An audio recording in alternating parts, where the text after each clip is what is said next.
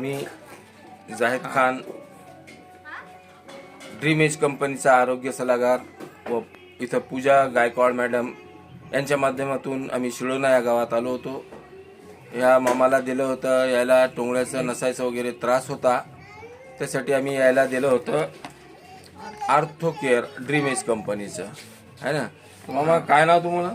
ज्ञानबा पायकराव, ज्ञानबा पायकराव. कुठं राहता? शिळवण्यात. शिळोण्याला. तुम्हाला काय त्रास होता?